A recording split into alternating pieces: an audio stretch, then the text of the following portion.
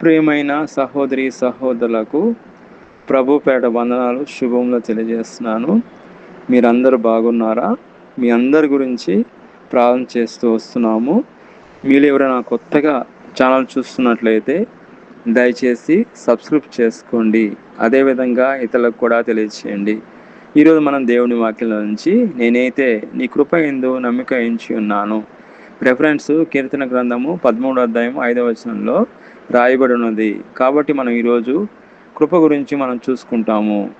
కృప ఇక్కడ మనం చూసుకుంటే నేనైతే నీ కృప యందు నమ్మిక ఉంచి ఉన్నాను అనగా మనం చూసుకున్నట్లయితే ఇది సమస్యల్లో లేదా కష్టాల్లో ఎదురైనప్పుడు నా సొంత ఆలోచన మీద కాకుండా, బలం మీద కాకుండా పరిపూర్ణంగా పూర్తిగా దేవుని అపారమైన కృపపై ఆధారపడినప్పుడు, మన జీవితం ఆయనకు అప్పగించినప్పుడు మనము తప్పకుండా సమస్యల నుంచి విడుదల పొందుతాము.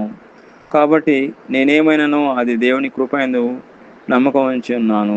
మనకు సమస్యల్లో మనం దేవుని కృపపై నమ్మకం ఉంచి ఉండాలి.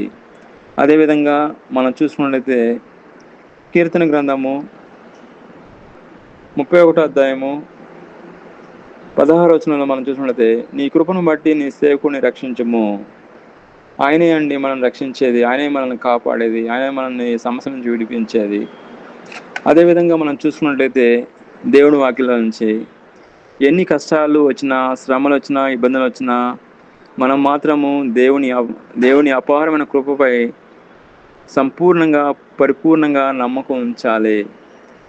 దేవుని వాక్యాలను చూసినట్లయితే కీర్తన గ్రంథము 13వ అధ్యాయం 5వ వచనంలో మన కష్టాల్లో కూడా దేవుని కృపపై పరిపూర్ణ విశ్వాసం ఉంచగలగాలి. అదేవిధంగా మనం చూసినట్లయితే ఎలాంటి కష్టాలు, శ్రమలు, ఇబ్బందులు వచ్చినా కానీ శ్రమలు వచ్చినా మనం దేవుడిపై విశ్వాసాన్ని మనం తొలగకూడదు. మనం దేవుడిపై విశ్వాసం అనేది పూర్తిగా ఆయన మీద పెట్టి ఉండాలి. అదేవిధంగా మనం దేవుడి వాక్యం ఎఫెసీయులకు రాసిన పత్రిక 2వ అధ్యాయం 8 నుంచి 9వ వచనం చూసినట్లయితే కృపచేత విశ్వాసం చేత మీరు రక్షింపబడితిరి, అది మీ వలన కలిగినది కాదు, అది దేవుని బహుమానమే. మన ప్రయత్నం వలన కాకుండా దేవుని ఉచితమైన కృప వలనే మనం రక్షణ పొందాము. ఇక్కడ దేవుడి వాక్యంలో మనకు స్పష్టంగా మనం చూస్తున్నాము. మన సొంత శక్తి ద్వారా మనం రక్షణ పొందలేము, కానీ అది దేవుని యొక్క మహా ఉచితమైన కృపను బట్టి మనం రక్షించబడ్డాము. అబ్రహాన్ని దేవుడు వెతికి రక్షించాడు. అదేవిధంగా పౌలును దేవుడు వెతికి రక్షించాడు. దేవుడు కృపను బట్టే మనం కూడా రక్షించబడ్డాం, కానీ మన సొంత బలం ద్వారా, మన సొంత శక్తి ద్వారా కానీ మన రక్షణ పొందలేదు. ఆయన ఉచితమైన కృపను బట్టే మనం రక్షణ పొందాం, కానీ ఇంకోటి లేనే లేదు. అదేవిధంగా మనం చూసినట్టు దావీదు యొక్క అనుభవంగా మనం చూసినట్లయితే దావీదు మహారాజు తన శత్రువుల చేతిలో చిక్కొని దేవుని సహాయం కోసం ఎదురు చూస్తున్న సమయంలో ఈ మాటలు పలికాడు. నేనైతే నీ కృప యందు నమ్మకం ఉంచి ఉన్నాను, నీ రక్షణ విషయమై నా హృదయము హర్షించుచున్నది. కీర్తన గ్రంథము 13వ అధ్యాయం 5వ వచనంలో రాయబడినది. దావీదు తన జీవితంలో ఎన్నో కష్టాలు, శ్రమలు, ఇబ్బందులు, శత్రు బాధలు మరియు అపాయాలు ఎదుర్కొన్నప్పటికీ ఆ సమయంలో తన సొంత బలం మీద కాకుండా దేవుని కృపపై సంపూర్ణమైన విశ్వాసము, నమ్మకం ఉంచాడు.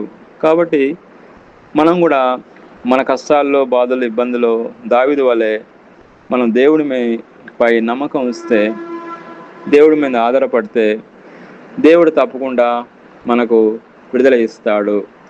అదేవిధంగా మనం దేవుడి వాక్యాలను చూసినట్లయితే మనకు ఎలాంటి పరిస్థితులు అయినా కానీ ఆయన కృప మనకు తోడుగా ఉంటే మనం అధైర్యపడాల్సిన అవసరం లేదు. మనం ధైర్యంగా ఆయన కృప మీద నమ్మకం ఉంచినప్పుడు, దేవుడి కృప మీద ఆధారపడినప్పుడు దేవుడి కృప మనకు తోడుగా ఉంటుంది. తోడుగా ఉంటే మనకెంతో మేలు జరుగుతుంది. దేవుడి కృప మనకు తోడుగా ఉంటే సమస్య నుంచి విడిపించబడతాము. దేవుడి కృప మనకు తోడుగా ఉంటే మనం ఆశ్రయించబడతాము. కాబట్టి మనం దేవుడి కృప మనకు తోడుగా ఉండాలి. దేవుడి కృప మీద మనం ఆధారపడాలి. దేవుడి కృప మీద మనం విశ్వసించాలి. దేవుడి మీద ఆధారపడాలి. దేవుడు తప్పకుండా మనం దీవిస్తాడు. దేవుడి వాక్యం దీవించిన గాక. ప్రార్థన. ప్రియమైన మా పరలోక తండ్రి, యేసుక్రీస్తు ప్రభు పరిశుద్ధ నామమును బట్టి మీ సన్నిధికి వస్తున్నాం దేవా.